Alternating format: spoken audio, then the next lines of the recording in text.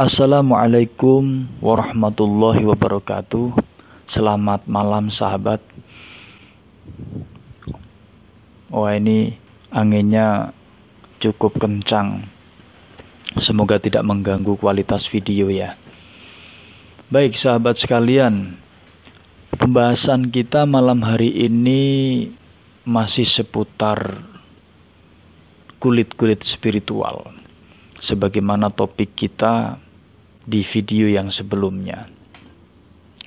Jadi tradisi spiritual yang ada di dunia ini, ya, baik itu tradisi yoga, kemudian tradisi reiki, ada tradisi pranayama, tradisi meditasi,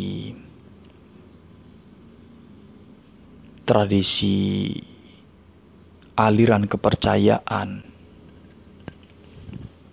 ataupun tradisi-tradisi yang lain. Kalau di dalam Islam itu ada thariqah atau jalan untuk menuju kepada sesuatu yang hakiki. Nah, tradisi-tradisi spiritual itu tujuan utamanya adalah la khaufun alaihim walahum yahzanun. Jadi terbebasnya pikiran kita dari kekhawatiran dan mendapatkan sebuah kebahagiaan yang sebenarnya.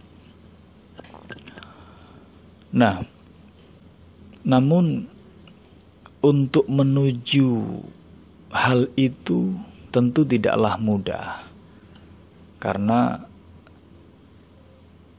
ada yang namanya pengolahan diri, tazkiyatun nafs, pengolahan batin, pengolahan pikiran, dan pengolahan-pengolahan potensi yang sudah Allah berikan kepada kita.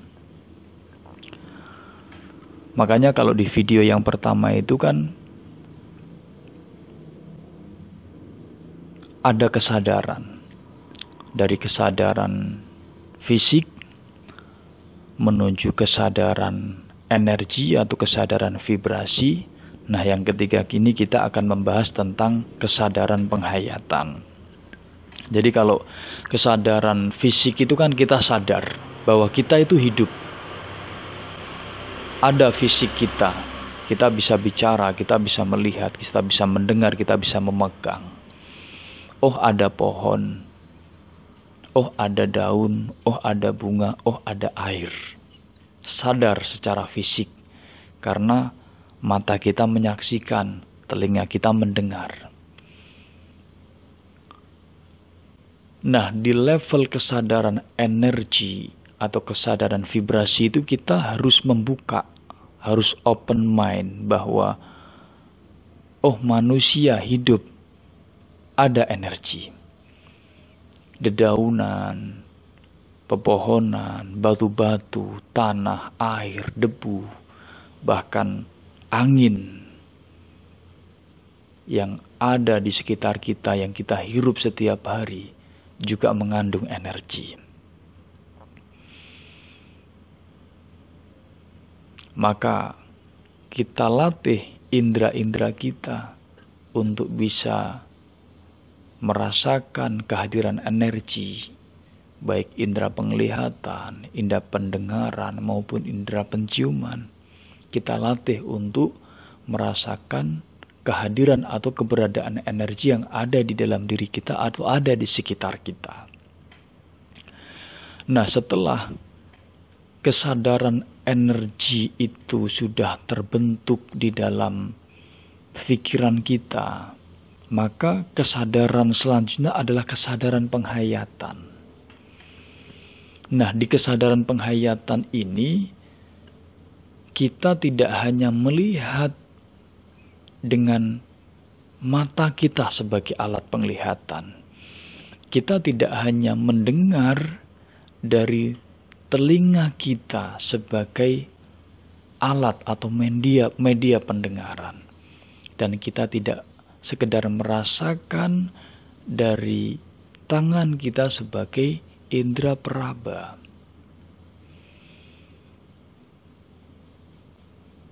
Kita mampu melihat dan merasakan melalui mata batin, mata jiwa, dan mata sanubari.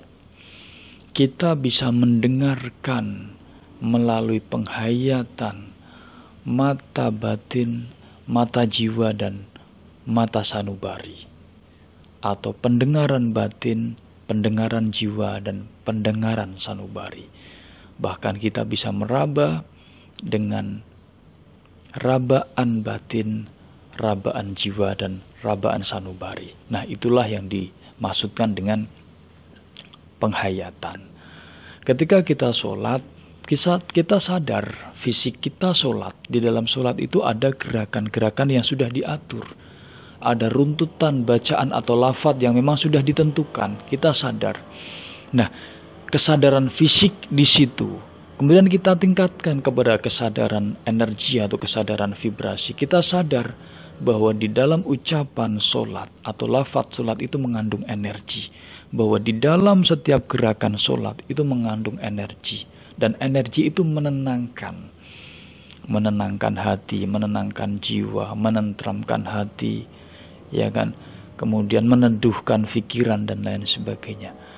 Kemudian kita tingkatkan pada level penghayatan bahwa sholat itu tidak cukup lahir dari fisiknya, tidak cukup sekedar lahir dari lafadznya, tidak cukup sekedar kita sholat selesai kita merasakan energi, oh saya senang, oh lega, oh plong sudah sholat. Tidak cukup sekedar itu, melainkan keberadaan sholat itu harus hadir di dalam hati.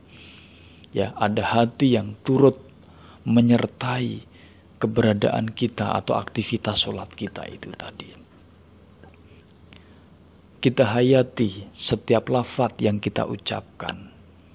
Bahkan di dalam at-tahiyat itu kan inna sholati wa nusuki wa mahyaya wa mamati lillahi rabbil alamin. Sholatku, ya kan, rukukku, sujudku, bahkan hidup dan matiku semata-mata adalah untuk Allah. Nah, ketika kita hayati, ketika kita resapi, keberadaannya tidak hanya pada kondisi kita saat ini, tetapi kepada sesuatu yang sudah lewat, baik itu berupa amaliyah baik maupun titik-titik noda atau berkas-berkas noda yang sudah kita tinggalkan. Serahkan kepada Allah. Dan sesuatu yang belum kita lampaui atau belum kita jalani, yaitu waktu yang akan datang, kita serahkan kepada Allah.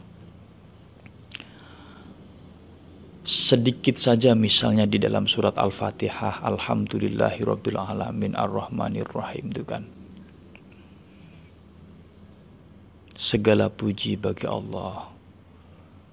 Ya kan, Tuhan yang memberikan Rahman dan Rahim, ya kan, yang memberikan kasih sayangnya kepada kita, yang memberikan anugerah-anugerah, nikmat-nikmat berupa nikmat iman. Kalau kita orang Islam berupa nikmat Islam, berupa nikmat hidup, berupa nikmat kesempatan untuk menjadi seorang hamba yang baik, untuk rukuk dan bersujud. Kalau kita hayati, kalau kita resapi, maknanya sangat dalam. Nah, sudah selayaknya kesadaran kita harus kita juruskan ke situ untuk menuju pada kesejatian spiritual itu tadi. Karena yang membelenggu kita untuk menuju kepada kesejatian spiritual adalah pikiran dan hati. Ya kan? Kebanyakan kita berhenti pada anggapan-anggapan yang ada di dalam pikiran. Kebanyakan kita berhenti pada rasa-rasa yang menghijab atau menjadi tirai penghalang hati nurani. Prasangka, kekecewaan, merasa disakiti, iri, dengki, ujub, merasa bangga, merasa memiliki sesuatu yang lebih dibandingkan orang lain, dan anggapan-anggapan lain atau merasa-merasa yang lain yang sebenarnya itu adalah sebuah belenggu. Maka kalau kita bisa menghadirkan kesadaran energi dan kesadaran penghayatan itu secara seksama, secara real dan secara dalam, maka anggapan-anggapan, belenggu-belenggu yang ada di dalam pikiran dan hati itu akan kita bisa lewati. Sehingga sampailah kepada sebuah ketenangan hati, ketenangan jiwa, dan ketenangan pikiran yang dalam hal ini sering disebut dengan nafsul mutmainah. Nah, walaupun itu bukanlah tujuan, karena sifatnya masih di nafs, ya, keinginan diri. Nah, kebanyakan orang berhenti di situ. Ya Allah, saya merasa tenang. Ya Allah, saya merasa bahagia. Ya Allah, hati ini merasa teduh. Orang puas di situ saja, padahal itu masih berada di ajna saja kalau bahasa saya. Belum sampai kepada level mahkota kan. Padahal tujuan daripada spiritual sejati adalah vertikal, yaitu merasakan keharmonisan hubungan secara privasi dari individu seorang hamba kepada Tuhannya. Dan itu hanya bisa dirasakan atau bisa dihayati oleh orang-orang yang sudah mencapai pada makom vertikal itu tadi. Dan itu nggak bisa hanya sekedar mengaku-aku saja, karena itu real, sesuatu yang suatu ketenangan, kebahagiaan, keharmonisan, dan keintiman bahkan yang tidak bisa diungkapkan dengan beribu kata, berjuta kata, atau miliaran kata sekalipun. Karena disitulah seorang hamba merasakan kehadiran sejati, buah daripada iman, buah daripada takwa, buah daripada penghambaan yang serius atau yang sungguh-sungguh kepada Tuhannya. Itu. Jadi sebenarnya banyak kalau ini kan kita simpelkan saja pembahasannya karena terkait dengan pembuatan video ini kan.